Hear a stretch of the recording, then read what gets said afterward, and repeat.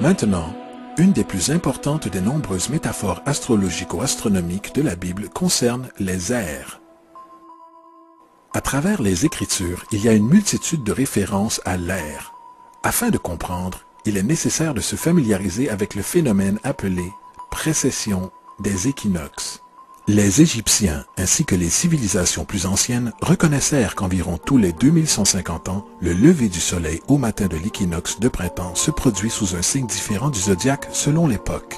Ceci s'explique par un léger déplacement angulaire que la Terre maintient lors de la rotation sur son axe. On le qualifie de précession car les constellations reculent au lieu d'avancer dans leur cycle annuel normal. Le temps nécessaire à la précession pour traverser tous les 12 signes est approximativement 25 765 années. Cette durée s'appelle aussi la Grande Année, et les civilisations anciennes en étaient très conscientes. Elles faisaient référence à chaque période de 2150 ans comme une ère. De 4300 avant Jésus-Christ à 2150 avant Jésus-Christ, c'était l'ère du Taureau. De 2150 avant Jésus-Christ à l'an 1 après Jésus-Christ, c'était l'ère du Bélier. Et l'an 1 après Jésus-Christ à 2150 après Jésus-Christ, c'est l'ère du Poisson, ère dans laquelle nous nous trouvons encore à ce jour. Et vers l'an 2150, nous entrerons dans la nouvelle ère, l'ère du Verseau. Généralement parlant, la Bible révèle un mouvement symbolique au travers de 3 ères tout en laissant entrevoir une 4e. Dans l'Ancien Testament, quand Moïse descend du mont Sinaï avec les 10 commandements, il est très contrarié de voir son peuple vénérer un veau d'or. En fait, il brisa les tablettes de pierre et ordonne à son peuple de s'entretuer pour se purifier. La plupart des spécialistes bibliques attribuent cette colère du fait que les Israélites étaient en adoration devant ce qui devait être une fausse idole. En réalité, le veau d'or représente l'ère du Taureau et Moïse représente la nouvelle ère, l'ère du Bélier. C'est pourquoi, de nos jours encore, les Juifs soufflent les cornes du Bélier, les cornes du Jubilé. Moïse représente la nouvelle ère, celle du Bélier, et à l'arrivée d'une nouvelle ère, chacun doit abandonner l'ancienne. D'autres divinités marquent également cette transition, comme Mithra, un dieu pré-christianisme qui tue un taureau dans le même symbolisme. Jésus est le personnage qui inaugure l'ère suivant celle du Bélier, l'ère du Poisson, représentée par 2 poissons. Le symbolisme du poisson est très abondant dans le Nouveau Testament, puisque Jésus nourrit 5000 personnes avec du pain et 2 poissons.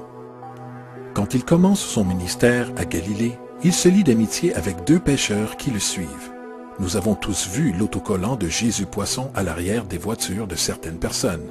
Ils n'ont pas la moindre idée de sa véritable signification. C'est un symbole astrologique païen pour le royaume du soleil durant l'ère du Poisson. De plus, la date de naissance supposée de Jésus marque essentiellement le commencement de cette ère. Dans Luc 22:10, quand Jésus est interrogé par ses disciples sur le lieu de célébration de la prochaine Pâque, Jésus répond « Voici quand vous serez entrés dans la ville, vous rencontrerez un homme portant une cruche d'eau. Suivez-le dans la maison où il entrera. » Ce passage est de loin le plus révélateur de toutes les références astrologiques. L'homme portant une cruche d'eau est le Verseau, le porteur d'eau, qui est toujours représenté comme un homme versant de l'eau de sa cruche. Il personnifie l'ère suivant celle du Poisson, et quand le Soleil, le Fils de Dieu, quittera l'ère du Poisson, il ira dans la maison du Verseau, puisque le Verseau suit le Poisson dans la précession des équinoxes. Tout ce que Jésus dit, c'est qu'après l'ère du Poisson viendra l'ère du Verseau.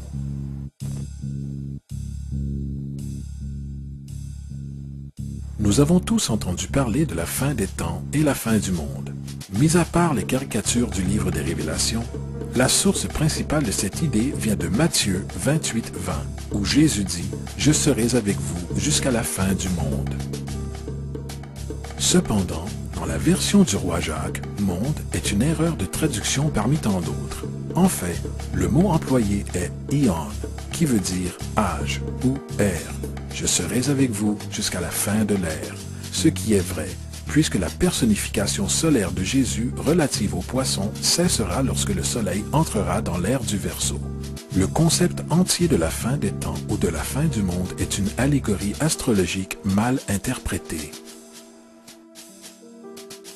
Allez dire cela aux 100 millions de Nord-Américains qui croient que la fin du monde est proche.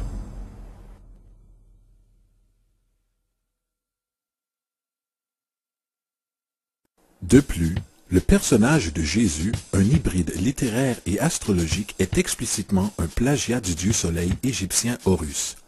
Par exemple, gravé depuis environ 3500 ans sur les murs du temple de Luxor en Égypte, on peut voir des images de l'annonciation de la conception immaculée, de la naissance et de l'adoration d'Horus. Ces images commencent avec Thoth, prévenant la Vierge Isis qu'elle donnera naissance à Horus, Neph, le Saint-Esprit, fécondant la Vierge, puis enfin la naissance virginale et l'adoration. C'est précisément l'histoire de la conception miraculeuse de Jésus. En fait, les similarités littéraires entre la religion égyptienne et la religion chrétienne sont ahurissantes.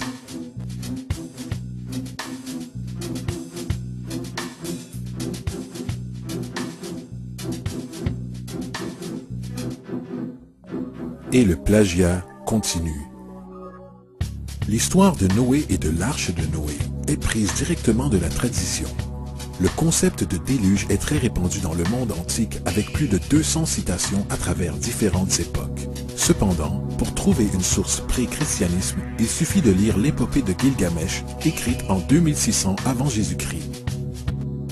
Ce récit traite d'un déluge commandé par Dieu, d'une arche accueillant des animaux sauvés et même du lâcher et du retour d'une colombe.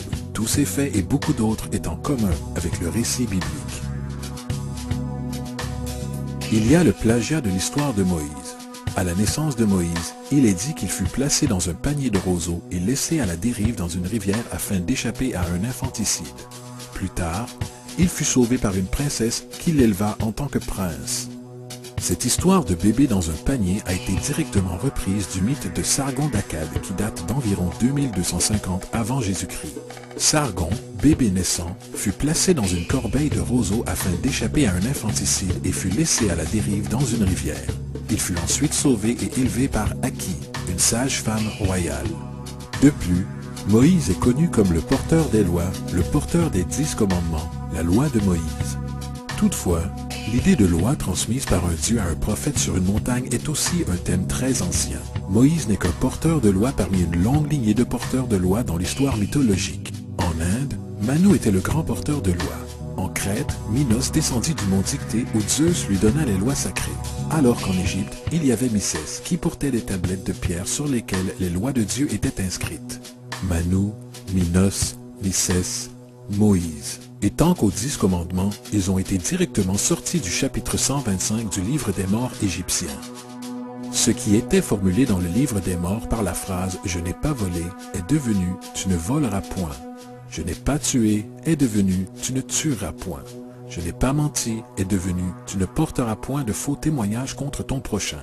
Ainsi de suite. Il est probable que la religion égyptienne soit la base fondatrice de la théologie judéo-chrétienne. Le baptême, la vie après la mort, le jugement dernier, la naissance virginale, la mort et la résurrection, la crucifixion, l'arche d'alliance, la circoncision, les sauveurs, la sainte communion, le déluge, Pâques, Noël, la Pâque et beaucoup d'autres sont tous des éléments de concepts égyptiens prédatant de loin le christianisme et le judaïsme.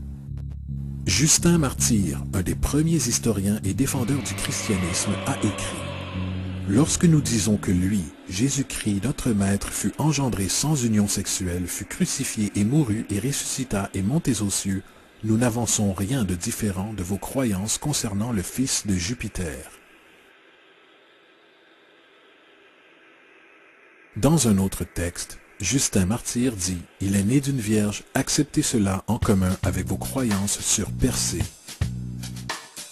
La Bible n'est rien d'autre qu'un hybride littéraire astro-théologique, comme pratiquement tous les mythes religieux la précédant. En fait, le transfert d'attributs d'un personnage à un autre peut être retrouvé dans la Bible elle-même. Dans l'Ancien Testament, il y a l'histoire de Joseph. Joseph était un prototype de Jésus. Joseph est né d'une naissance miraculeuse. Jésus est né d'une naissance miraculeuse. Joseph avait 12 frères. Jésus avait 12 disciples. Joseph fut vendu pour 20 pièces d'argent. Jésus fut vendu pour 30 pièces d'argent. Son frère Judas suggéra de vendre Joseph. son disciple, Judas, suggéra de vendre Jésus. Joseph entreprit son œuvre à l'âge de 30 ans. Jésus entreprit son œuvre à l'âge de 30 ans. Les analogies n'en finissent pas.